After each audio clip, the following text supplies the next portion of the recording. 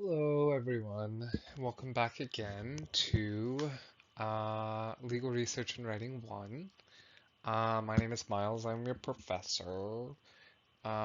This week we're going to be doing Module 4, Understanding Case Law and Writing in Plain English, Special Edition. Yay, everybody's favorite edition.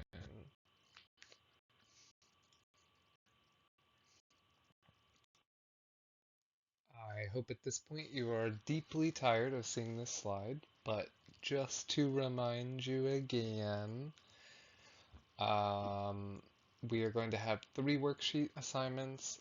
Your final project is going to be split up into 2 projects, one for this week and one for next week, and then your discussion board posts and anything else that we might come up with between now and then is going to be worth 10%. So that's 100. Yay! Let's review what we reviewed last time.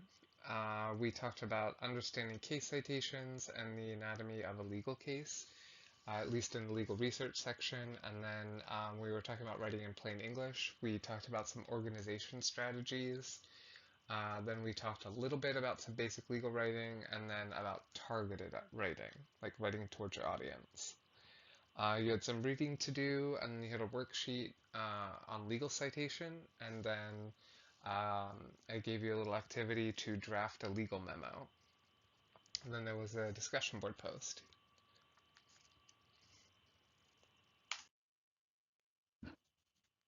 So legal citations, why do we use them? Like I said last week, mainly for continuity, conformity, and conciseness, but also just because. You will find when interacting with the legal profession that there are plenty of things that are done because they've always been done, or they're done the way they are because of a way that they've been done before that. Pennsylvania especially is very guilty of stuff like that. Here we have, I'm just going to briefly go over these again. If you want a more in-depth explanation, you can rewatch last week's video, or you can contact me and we can go over it together. But we have a statute citation here. This citation is in multiple parts. The main and most common citation form is going to be this here, the title code section. They even put it in red as well. But in Pennsylvania, this would be a like 42 PACS or something like that. And this would be like a consolidated statute. And then this, the Civil Rights Act of 1964, Panther Law 88-352, is more what an unconsolidated statute would be cited like in Pennsylvania. This is a case law citation. Again, very briefly going to go over this. You have your name, party name, Brown versus Board of Education. Then you have the most important bit, the volume, reporter, and page. So the volume is 349. The reporter is the U.S. Supreme Court reports. And the page that the case starts on is 294. The next part of the citation is the page that the quote you are citing is actually cited on, and that would be page 301. And then this decision was made in 1955, and I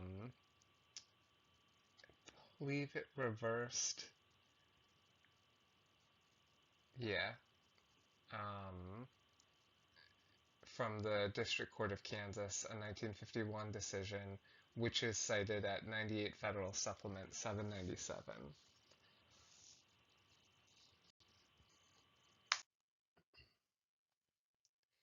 Here we have, again, I'm just going to briefly go over this again. This is a legal case that has been pulled from Westlaw. So we have all kinds of stuff here, but here at the top, right here, we have the full citation. You can see the main part of the citation here, and then the um, party names before it. That whole thing is the full citation. Then we have the short form citation, which just doesn't include the year or the party names. Court of jurisdiction is noted, the outcome is noted, the full party, court of jurisdiction docket number, the date of the decision, and then all the head note and key site information. Further down on the same page, we have the holdings. Oops, can't undo that. And then the author of the actual opinion, and that's Justice Wallace in this case. And then further down, a couple pages in, because this is a long opinion with lots of head notes, we have the Court of Prior Jurisdiction, which is the County Court of Common Pleas of Lancaster. They list the attorneys, and then they list the presiding judge or judges on the case or the decision, and then they tell you the author of this portion of the opinion. And like I said before, there could be more than one author for an opinion, and there could be more than one opinion with an author. So if you have dissenting opinions and concurring opinions, all those things may have different authors.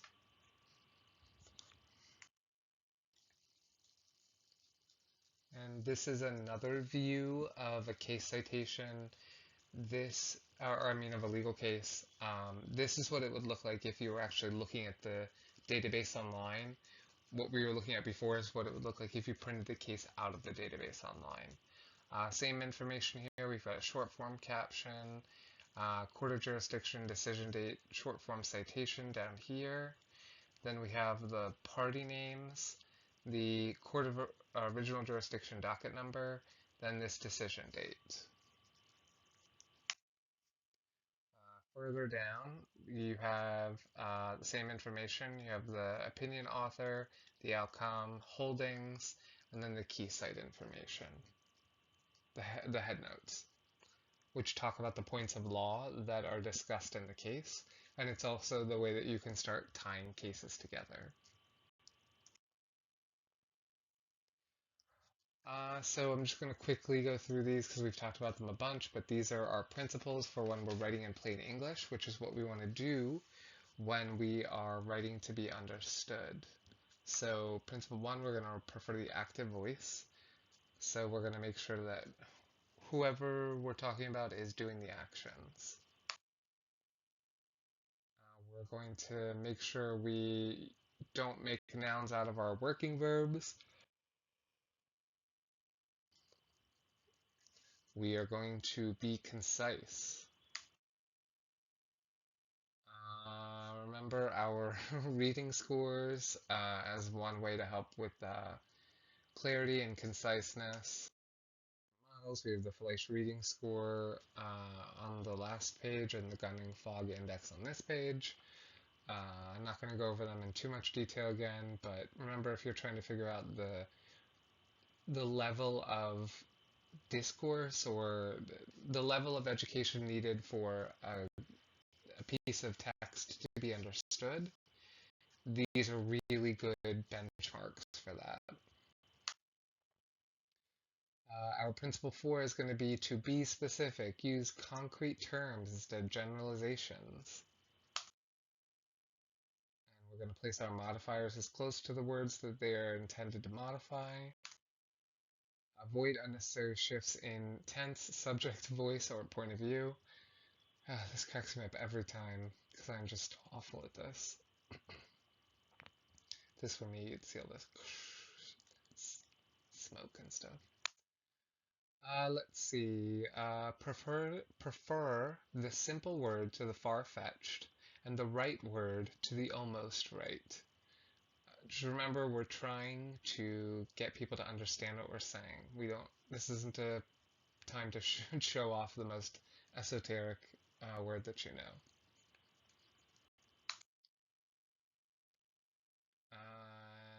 remember, don't repeat a word or words unnecessarily, but don't hesitate to repeat when repetition will keep your professor awake. And make sentence elements that are parallel in thought, parallel in form. But don't use parallelisms to express thoughts that are not parallel, because that will be confusing.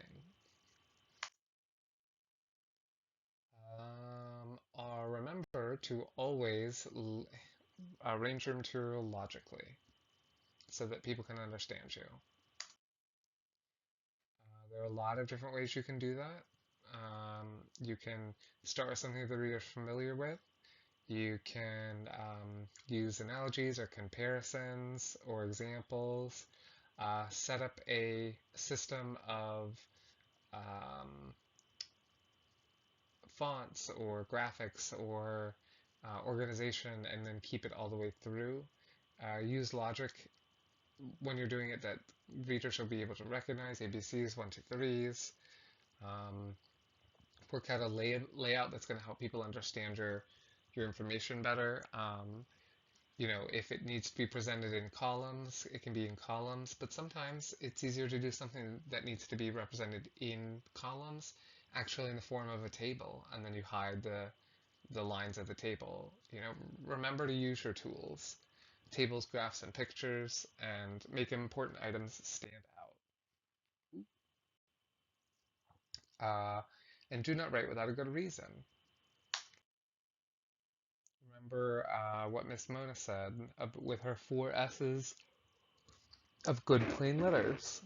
We have shortness, simplicity, strength, and sincerity. Axiom 2 is going to be to slant your presentation to your audience. How do we do that? By analyzing our audience and understanding their age or sex or occupation, education, background, level, experience, all the relevant factors, as many as we can find and identify and use to tailor our writing or reading or whatever to the audience that it's intended.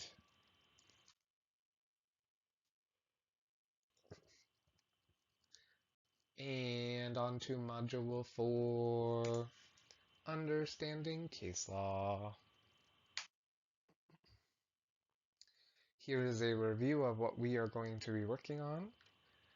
We are going to be working on, we already did our review. For legal research, we're going to be talking about understanding and validating case law. And then we are going to briefly talk about briefing a case. We're going to talk about the IRAC, CRAC, and CREAC methods. And then in writing in plain English, special edition, we are going to talk about capturing your audience with lassos, and then go over some tips when you're trying to write how-tos, regulations, reports, and outlines. You're going to be reading 155 to 159 of Intro to Legal Research only, and chapters 11 through 15 of Writing with Precision.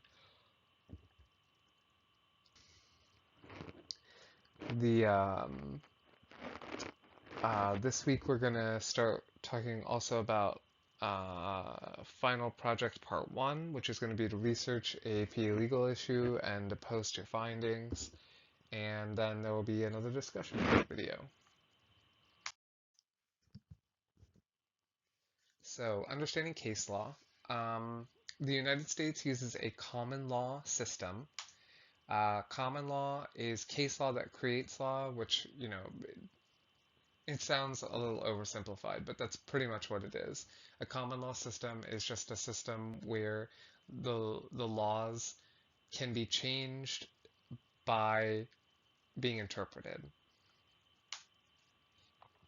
Common law originated in 1215 in England with the signing of the Magna Carta. It established the primacy of law and the concept that no one is above the law. So the idea was at the time that no one, including the king, was above the law. and that was incredibly influential upon systems of law afterwards, and especially on the founding of our nation. Common law, two big features of common law and two big features that we've taken from common law are stare decisis and precedent. So common law changes over time due to the twin forces of judicial interpretation and appellate precedent. So what that means is that the understanding of common law and the interpretation of common law or laws that are in common, they change over time due to judges interpreting. So lots of different judges interpret the same statute differently, or the same whatever piece of legal authority differently. And then in addition to that, there is appellate precedent. So the common laws change over time, the interpretation of them, due to judges making case interpretations and then decisions being appealed and binding precedent coming from those decisions, from those appellate decisions rather. So case law, when you're trying to interpret something that is common law, a common law issue, the case law is the controlling body of law. And I've mentioned this many times before, but a case of first impression is a case that presents a new legal issue that has never been decided by a court within that jurisdiction, so it lacks any precedent. Other countries with common law include India, Australia, New Zealand, and of course, the UK. Case law is also called judge-made law because it's the interpretations of by the judiciary, by the courts, are binding, and there is no other way for the courts can't pass laws, they can't issue executive orders, they can't control agencies. What they can do is interpret the law and determine what is and isn't constitutional. Statutory law is legislature-made law, so just like case law is judge-made law, statutory could also be called legislature-made law. And administrative law could also be called executive-made law. Administrative law is stuff like liquor control board determinations and any other kind of administrative agency appeals and determinations. So when we are using case law and as it is being interpreted, because it's a living, breathing thing, because those twin forces of judicial interpretation and appellate precedent, cases are always, the interpretation of cases are changing. So a case that may be good law today may not be good law tomorrow. And so the way that we figure out whether the case that we're citing or that someone else has cited at us is good law is by validating that case law. And you used to have to do it through a process called shepherdizing. So as judges issue new opinions on cases, interpretations changed. Based on jurisdiction and precedent, this may invalidate some or all of a previous case's opinion. In 1870, Frank Shepherd invented a system to help legal professionals figure out what's good law or valid law. For about 100 years, Shepherd's was the way to test the accuracy of your legal research, and it became known as shepherdizing. Shepherd's is currently owned by LexisNexis Matthew Bender, but there are plenty of competitors where there didn't used to be. Westlaw has key sites, and Bloomberg has B sites, which obviously you can figure out where Bloomberg got theirs from. So yeah. This is what, if you were to put this case, People v. Dunn, into the Lexis system and you were to try to shepherdize it, this is what a Shepherd's report looks like. So if you see over here on the side it says Shepherd's, this Q is one of the symbols that tells you that there's that this opinion has been questioned. You can see right here the Q question. which means that there is some sort of issue with your opinion or the opinion that's been cited for you. And what they do is as you go down, you can click open the citation or the indicator and it will tell you what was being questioned. So this case, the case that we were looking at, the point of law is being questioned by People v. Martinez, and it's talking about larceny of the second degree and in third degree, and when it should be one or the other and when it should be reduced. But this cue lets you know and that there is something up with this case, but you're not really sure what, so you've got to look further to see what it is. These are all of the uh, indicators that you would see on Lexis. These are not necessarily indicators you would see. There's definitely not the indicators you'd see in Westlaw or Bloomberg.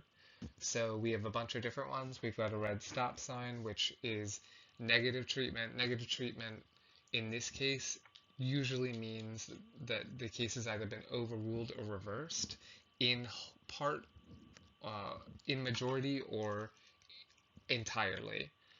It means that what you're looking at is probably no longer good law at all, and you need to find a new case. Then if there's a red circle with an exclamation mark in the middle, that usually means that something has been found to be unconstitutional. The white Q means that your point of law is being questioned or the case is being questioned, so you need to read to see what how that's been expounded or or diminished in capacity or scope. Some tweak has been made to your point of law, so you need to figure out what it is by reading. The yellow triangle is indicates that there's possible like mid-level negative treatment. So the case has been limited or criticized, which means that the whatever point of law, the scope of it may be diminished, or the interpretation or the manner of holding, or even the test that was proposed, maybe has come under scrutiny. There are a lot of reasons that you could see a yellow triangle. A green diamond with a plus sign means that the case you're looking at has positive treatment. It almost always means the case has been affirmed or the ruling has been followed. So that means that if it's been affirmed, that means that the case was appealed to an appellate court, a higher jurisdiction, and the appellate court decided that the lower court made the right decision completely. And a followed by opinion would mean that a court of equal or higher jurisdiction, that case was cited in their reasoning or cited to them as to why they are choosing to follow. They are going along with this other opinion. It's one of the best things you can see.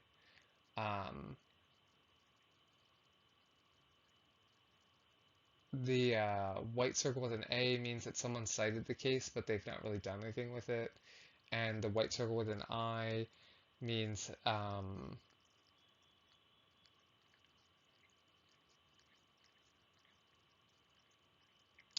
the white circle with an I usually means it's a law review citation. So it's not a case citation, it's something else. It's a citation in a journal or a review. So just like in Lexis, they have shepherdizing. In Westlaw, there is key citing. And Westlaw, similar to Lexis, uses indicator symbols to let you know that there's a problem with your case. So the negative treatment tab here, the negative treatment section, has all of the cases that negatively impact, and then it tells you how and why. And then it also gives you a link so that you can go directly to it and see what the problem is. Um, with this one, it looks like the second case is the uh, Supreme Court opinion, probably on this case right here. Like they appealed it up to the Supreme Court, and then there was an opinion rendered in 1980 by the Supreme Court. The Westlaw key site flags look like this. We have a red flag that means bad, a triangle exclamation mark that means the case has been overruled. Blue stripe flag means that the case is on appeal. The yellow flag is the one you're going to see the most of. That means that it means lots of different stuff. It means you need to look and see what's going on because something has happened. Um, Usually it means there's some kind of negative treatment, but it doesn't necessarily mean that all hope is lost. It could be like a minor point that was changed or something. You never know. But if you see a yellow flag, you always got to dig in. And last but not least, we have Bloomberg. Just like the key sites and the shepherdizing before, this Bloomberg lost citator or B site is how Bloomberg shows indicates the um, validity of a case. So you've got a green plus if there is positive treatment, a gray plus, which it not a really gray plus, it's just a grayed out green plus, means that there's uh, no one has cited that case at all. There's no analysis whatsoever. Um, the blue slash means it's distinguished, which means something about that case has been changed or picked out from some element of that legal argument has been picked out. Um, Maybe it's been overruled, maybe it's been reinterpreted, something has changed, you need to read it. Yellow triangle, just like the white triangle and a yellow square, just like the yellow triangle in Westlaw, means you need to take a deep dive and figure out what's going on. You got to read the case that is cited and make sure that it doesn't affect your point of law. The white circle and an orange square means it's been superseded by statute, and then a minus symbol in the box means, in a red box, means that there's negative treatment, which usually means the case has been overturned or overruled, or something is happening in the direct history that's very bad for using that case and its validity. There are two pretty common types of documents as a paralegal you're going to end up working with in a law firm. One are memoranda and the other are briefs. They differ slightly, and I'm just going to explain the differences briefly. Briefly. So memorandum, if you write a memorandum, it's going to be written in an objective manner. You're not trying to persuade anybody. They're factual. They're always short. They're usually internal to your firm or agency. Sometimes you're doing a memorandum to the file where you're like memorializing a conversation you had with a client, or you're doing a memorandum from one attorney in the firm to another attorney in the firm, or you're doing a memorandum from your attorney to an attorney for another client. I mean, there's a million reasons you can be doing memoranda. Sometimes they will be closed for research, as the research will be closed, which means that you'll be given the sources that you need to utilize, or they'll tell you it's open research, which means that they're giving you an assignment and they're trying to have you figure out what you need to be researching. Briefs, they are usually persuasive, they're usually long form, they are more than likely going to be externally directed, usually for court. You write a brief in support of an argument, a legal argument normally. Duh. Okay, so there are a couple of formats when you are structuring your legal argument. The first is called IRAC, which you use when you're trying to, when you're analyzing, you're making a factual argument. So IRAC stands for issue, rule, application, and conclusion. We'll talk about what that means later. Then we have CRAC, which is used for structuring a persuasive legal argument. You start with your conclusion, then you have your rule, application, and then you follow up with your conclusion again. Obviously persuasive, so you want people to conclude your conclusion. And then CREAC is for complex persuasive situations. So again, you're going to hit them with your conclusion, then you're going to have the rule, then you're going to explain how the rule works, then you're going to apply the rule to your situation. So you name the rule, then you explain the rule, and then you apply the rule to your facts, and then finally you hit them with your conclusion again. So each of these is a different strategy for when you are structuring your legal arguments. So for IRAC, CRAC, and CREAC, when we're talking about issue, what do we mean? Well, first you've got to clearly state the issue in the first paragraph. An example of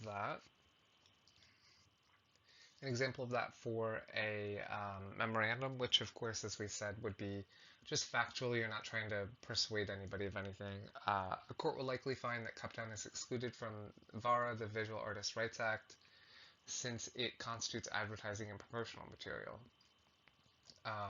VARA is a copyright law for like individual works and small editions of work to both protect the works that you claim and protect you from works that people claim are yours, and also to there's something else about it, I don't remember, but it wouldn't work in something that's advertising and promotional material because it can't be done in like large, like advertising and promotional material means it would be printed in the millions or hundreds of thousands, so it's not going to qualify because the edition has to be under 200. Now, if you're going to write the same thing more persuasively for a brief, you could say, Cuptown is excluded from VARA protection because it promotes the ideal of sustainability and qualifies as advertising and promotional material. So again, you're saying the same thing, but here you're adding, you're putting your opinion on it for the brief versus for the memo. And when we say rule, what you need to do is describe and explain the legal rules that govern the issue. Remember to organize your information from most important to least important, like we have already been talking about. And don't simply list all the information. You should synthesize and explain the authorities you found. So what we mean by this is don't just cite the rule. Cite the authority, whatever it is, 23 PACS 1905A4 says every Monday all teachers must wear a green shirt, and then the teacher wore a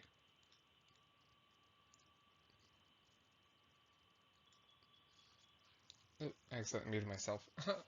um, so yeah, don't simply list the information, synthesize it. So if you're saying like the teacher wore a, or the rule says that every teacher must wear a green shirt on Monday, and you know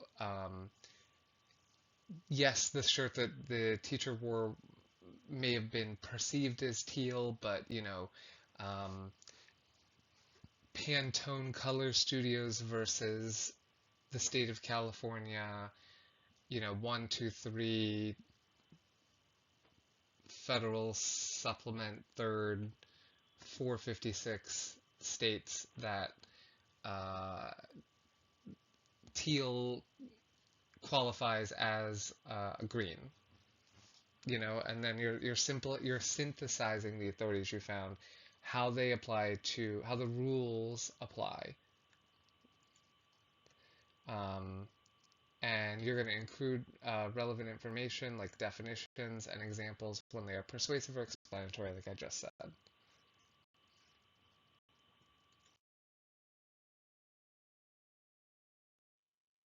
Now, when you're explaining your rule, the hierarchy of authorities is going to be from most binding to least binding. So constitutions, statutes, regulations are going to be your most important things. Then your Supreme Court cases, appellate court cases, trial court cases, and then if you really need to include them, some secondary sources. But most secondary sources that you're looking at are going to cite back to primary authority anyway. You're going to outline your general rules before your specific. You're going to start with the plain rule and then discuss the exceptions. Get the basics down before you start saying, well this, well that, maybe not, on Tuesday, in the snow, under the birch tree, wearing one brown shoe and one gray shoe, you can breathe. Like, you don't need to know all of that stuff. Like, it is important, but just knowing that we're talking about breathing before you have to hear all of the exceptions to the rule is going to really help you contextualize what you're hearing.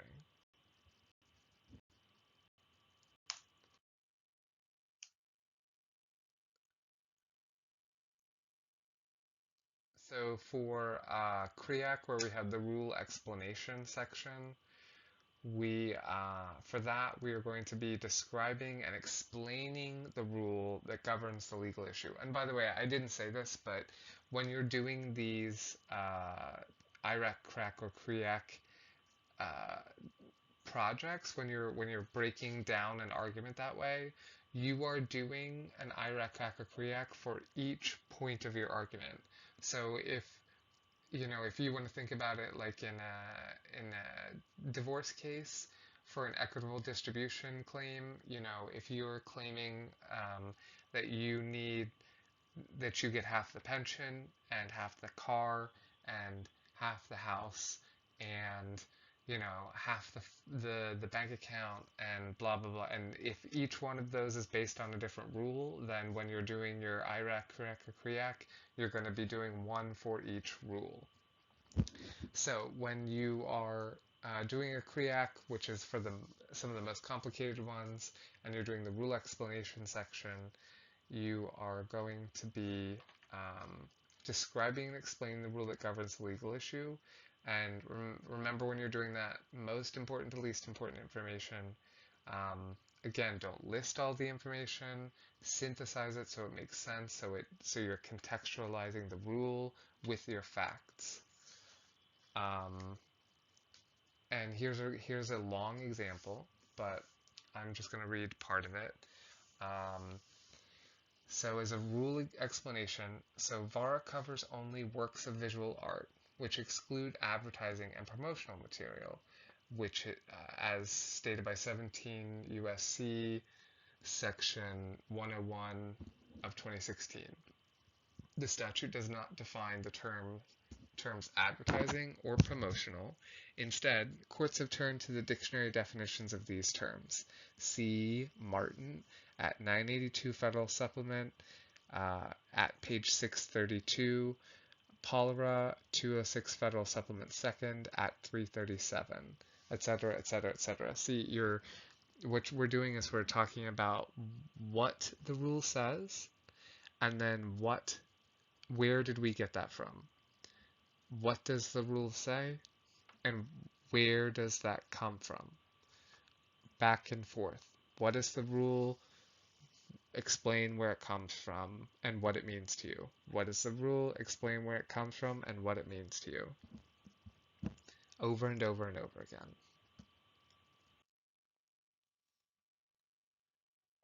Next we have application. So you're going to be applying the rules to the facts of your case to establish the adherence or departure from precedent. This is where you, one, are finding for you when you're doing research, is this case relevant to me? And two, when you're doing oppositional research, that is research into the cases and the laws cited by an opposing counsel, when you're doing opposition research, you are looking for where the facts of your case depart from the opinion they're citing.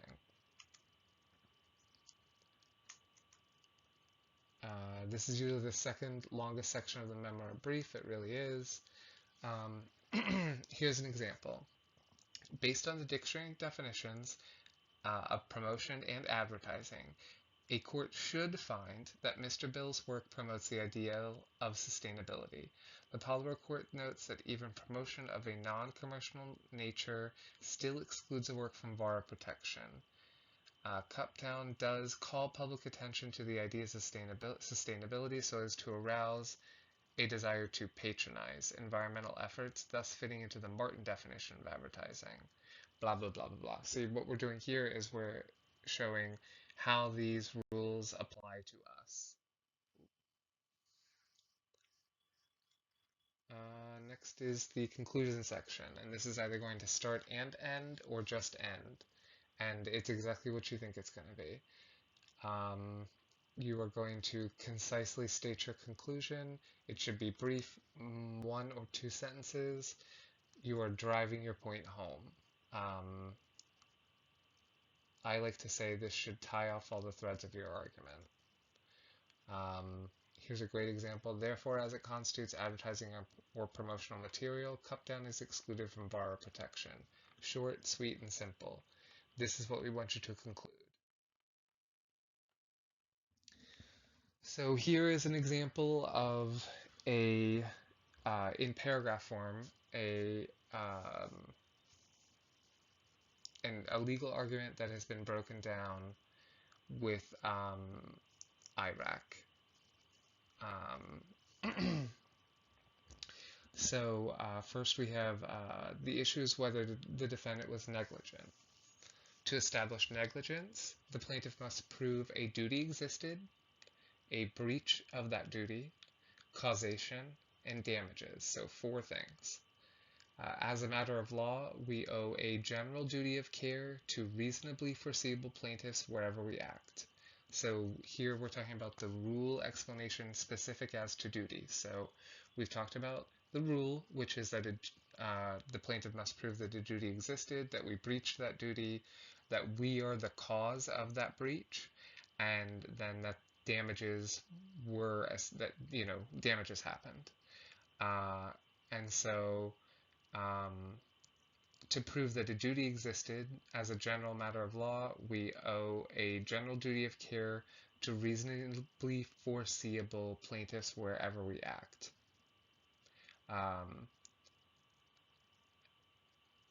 And then you would say something like, here the facts show that you know, when it comes to this plaintiff, the defendant doctors had a duty of care because blah, blah, blah, blah, blah, blah, blah, blah, blah. And then um, if you were doing the other side, you would say, the duty does not exist because, like, for example, one that's coming to my head is like a premises liability where somebody slips and falls in Walmart on a water patch. The plaintiff's attorney in that case, the person who slipped and fell, is going to be saying, look, Walmart owes a duty of care to the customers they have a duty of care to keep the floors free of accidents and spill hazards and trip hazards and that sort of stuff. And in this situation, they failed to do that.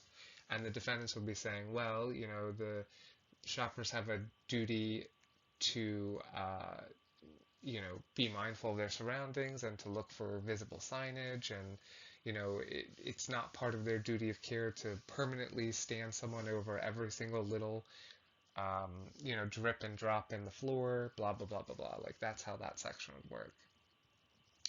um, and then that was the application. And then the conclusion, therefore a court will likely find the defendant owed a duty to the plaintiff. So, you always want to drive that point home.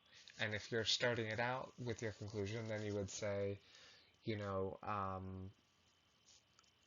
such and such a plaintiff was, so, our client, Mrs.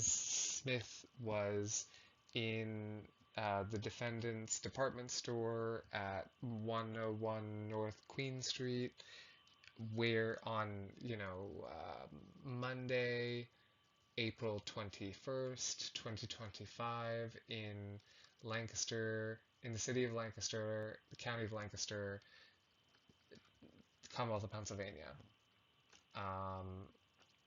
And in that place, the the defendants failed to, in their duty of care, to keep the floor free of hazards and dangers, and our client suffered damages due to the defendant's failure to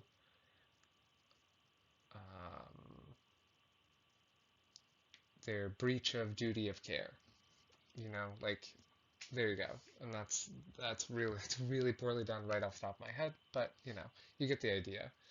You start out with your, one or two sentences of, this is what happened, and this is how you should conclude. Here's why, here's our rule, here's our explanation, here's how that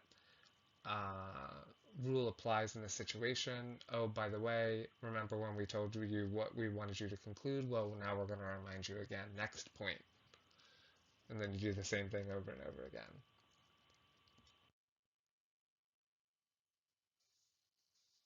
Ooh, now we're going to do our Writing in Plain English Special Edition. Our Writing in Plain English Special Edition is going to include two sections. We're going to talk about capturing your audience with ropes and how to write how-tos, regulations, reports, and outlines. Surprise, Axiom 3. Get straight to the point.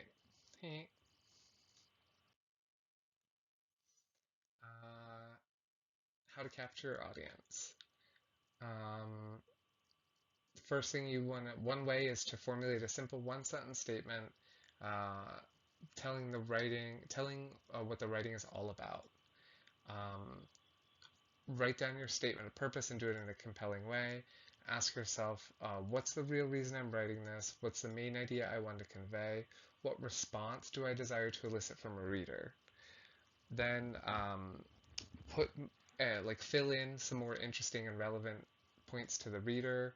Put in your conclusion early. Like we said, tell them what you want to conclude before you ask them to conclude it, and before you give them, you give them the answer, then you tell them how you got to the answer, then you give them the answer again. And you can use techniques like flashbacks to add important contextual and historical information. Remember, our biggest goal is to show the reader. We don't want to spend a lot of time belaboring things. We want them to figure stuff out for themselves because we're showing them. Think of it as like a trail of breadcrumbs or candies or something.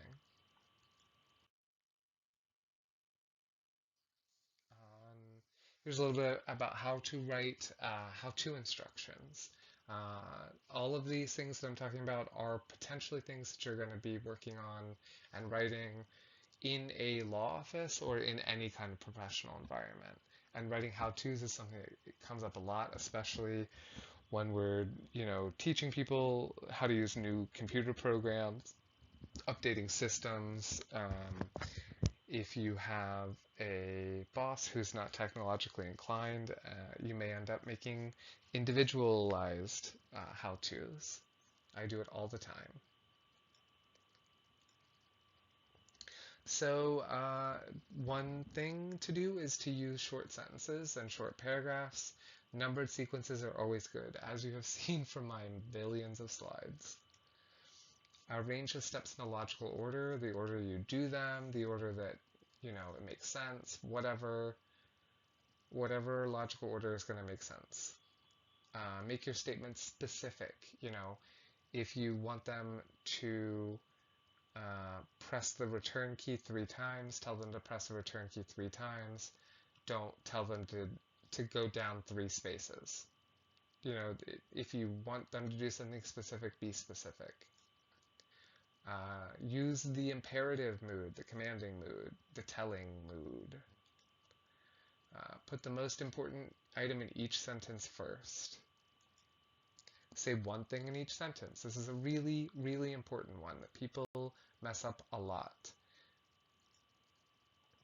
Choose your words carefully, avoid jargon and technical terms if possible. Another one that people mess up a lot.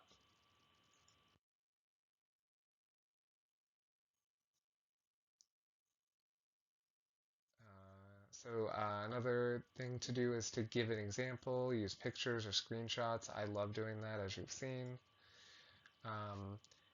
Once you're finished, you're going to check your draft for logic and pretend that you're your intended audience. Pretend you have no idea what you're looking at. Don't omit steps, don't take shortcuts, and don't assume anything. If you're showing someone how to use a computer program, you need to show them from opening the program to, completion of the project, whatever that entails.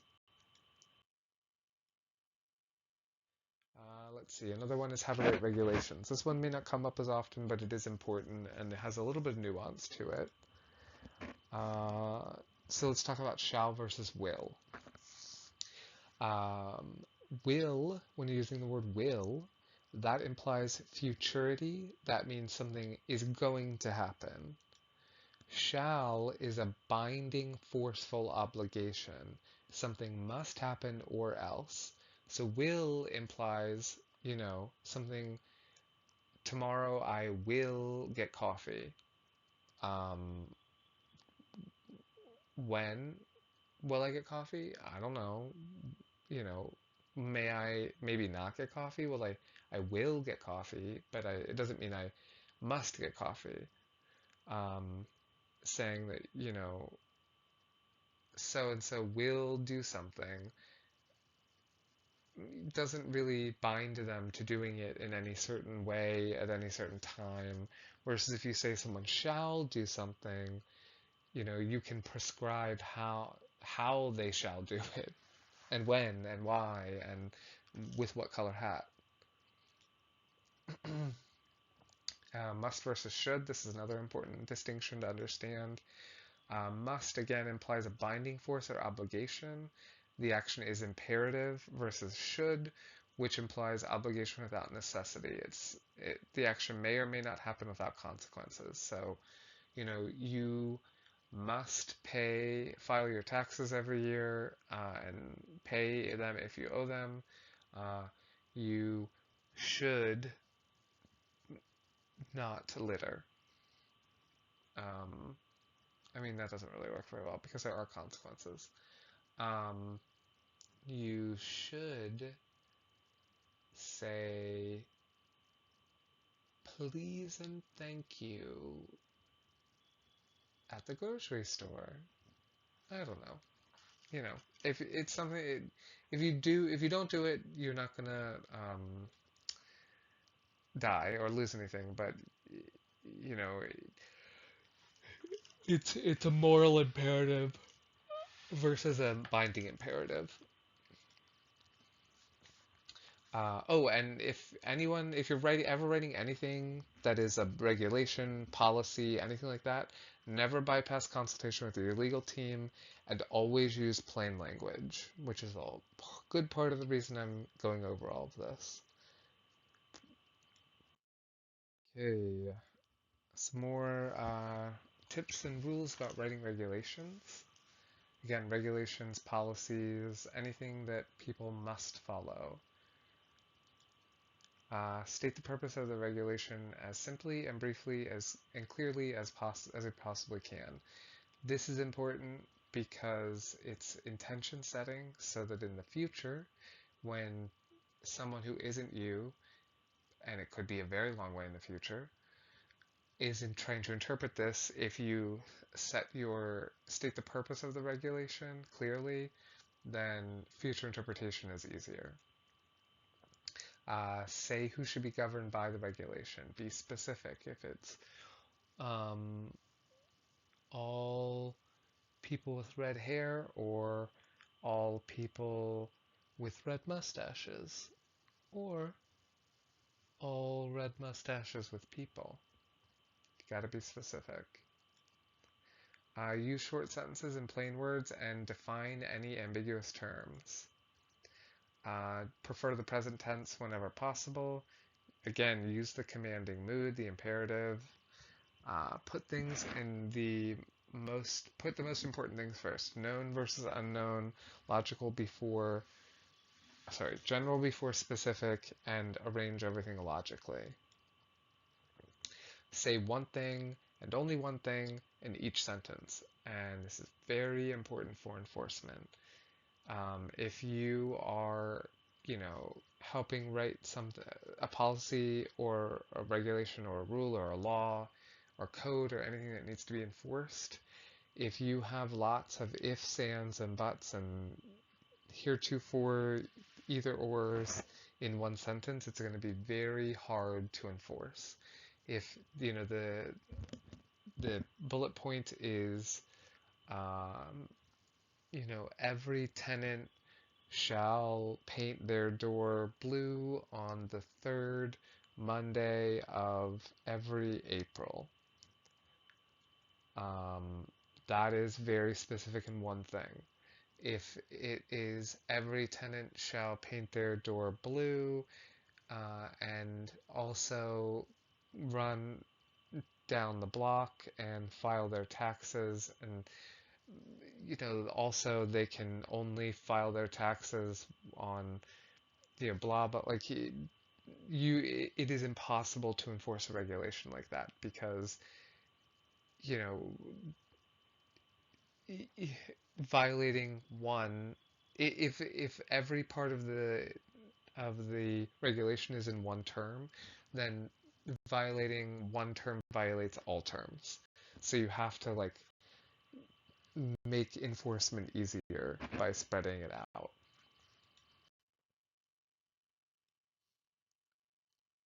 Okay, if there's an exception, put it in the very next sentence. So, if your rule is uh, every cat must wake up at 8 a.m. But you don't intend for that to mean cats over 7, then putting section A, every cat must wake up at 10 a.m., and then section F, uh, you know, uh, any cat over the age of 7 is excused from the, you know, from all sleeping requirements or something. It's like, okay, well, you would have to read 19 pages of statute to be able to find that exception. It just doesn't make sense. Check your completed draft for ambiguity and rewrite if necessary. Again, don't omit steps or take shortcuts. Be consistent in form, language, tone, and style. Be consistent. Be consistent. How to write reports and outlines. Identify your subject and your audience. Gather your facts. Get organized, especially if it's a lengthy final project. You know, if you are writing, you know, an end of year report and it's 200 pages, um, you need to come up with sections. You need to figure out how you're doing that. You know, one really good way is to, if you're trying to, you know, organize a really long report, is to come up with all, like, take a piece of paper and tear it up into a bunch of pieces, and on each piece write like a section title or title for each section, and then um, you can manipulate those and move them around without having to delete and edit and do that kind of stuff. Oh, envision the final form, use good examples. If you see a format you like, just gank the format. It's people do it all the time. You can take inspiration from something without having to copy it completely. Use footnotes and endnotes. I would say use footnotes and endnotes sparingly, but where necessary. Obviously, credit and cite anything you quote. Quick review. Um, we talked about understanding and validating cases, IRAC, CRAC, and CREAC. We will talk more about those next week, and even more about them, um, maybe, in legal research and writing too. For plain English, we talked about capturing your audience with ropes and writing how-tos, regulations, reports, and outlines. You're going to read pages 155 to 159 of Intro to Legal Research, chapters 11 through 15 of Writing with Precision, and work on part 1 of your final project, and watch the discussion board once I put it up. If you have any questions about your final projects, please get them to me as quickly as possible. If you want to meet, if you want to come to the library, whatever you want to do, hit me up, let me know as soon as possible so that we can get it planned, so that you're not turning in your stuff late. Not because any points will be taken off, but this is something I want you to spend a little bit of time on. So, yeah. Thanks. Have a good week.